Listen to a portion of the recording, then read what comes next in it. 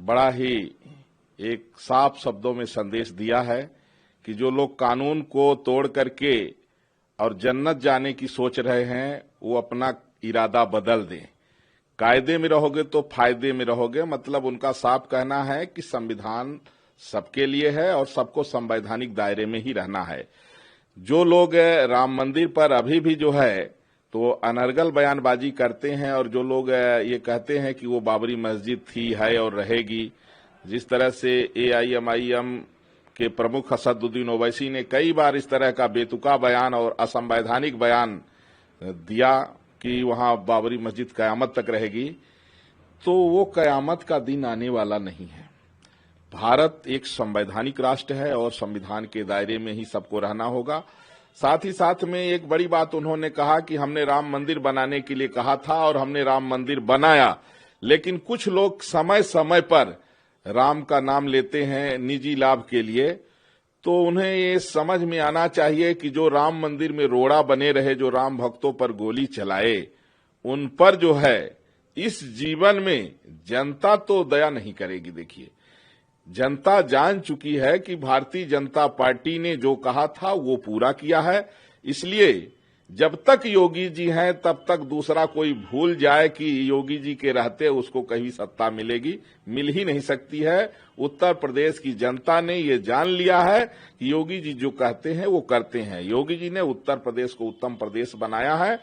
हाँ, ये जरूर मैं योगी जी से कहूंगा कि कयामत के दिनों के लिए जो है तो 40 करोड़ लोग इंतजार कर रहे हैं और उनका एक सूत्री कार्यक्रम है 4 बीबी 40 बच्चा पैदा करके, और इतना जनसंख्या जिहाद कर रहे हैं कि उनको लगता है कि कभी न कभी हम फिर से बाबरी वापस करेंगे।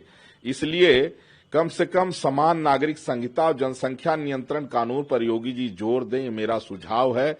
नहीं तो अगर एक तरफा आबादी बढ़ रही है तो कहीं ऐसा न हो कि ये अंधेरा कहीं जीत न जाए। इसलिए मेरा योगी जी से भी निवेदन है कि UCC समान नागरिक संहिता ले आइए और उत्तर प्रदेश को और उत्तम प्रदेश बनाइए। मुख्यमंत्री श्री योगी आदित्यनाथ जी के वक्तव्य को लेकर क्या कहना है?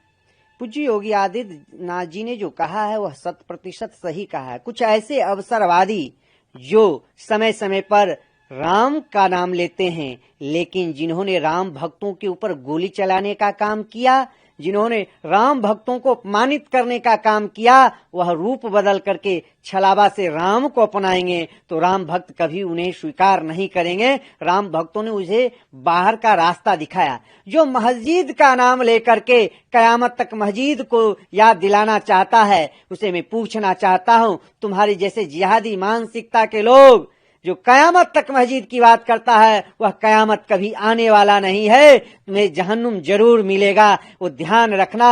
हिंदुस्तान में रहने वाले लोग अगर कायदे से रहोगे, कानून का जो है पालन करोगे तो फायदे में रहोगे। अगर कानून का उल्लंघन करोगे, संविधान का जो है उल्लंघन करोगे तो जो है जहन्नुम ही मिलेगा, जन्नत मिलने वाला नहीं है। वैसे जिहादियों के लिए एक लाइन जरूर मैं कहूंगा कि ऐसी विचारधारा जो देश में अराजकता फैलाना चाहता है, देश को इस्लामिक कंट्री बनाना चाहता है, ऐसे बर्बर लुटेरे आक्रांता बलात्कारी जो है नरसंहारी का नाम के ऊपर अगर माला जपने का काम करेगा तो उसे भारत में रहने की आवश्यकता नहीं है, उसे पाकिस्तान में जाना चाहिए। मैं पूछना चाहता हूं, क्या बाबर तेरे माँ का कसम था इसलिए तुम बाबरी का नाम लेते हो? ऐसे जिहादी जो देश में अराजकता फैलाना चाहता है, जो सर्वोच्च न्यायालय के जो है आदेश का अवमानना करने का काम करेगा, उसे जन्नत नहीं जहन्नुम के रास्ता भेज दिया जाएगा। इसलिए ध्यान रखना, भारत में रहना है तो वंदे मातरम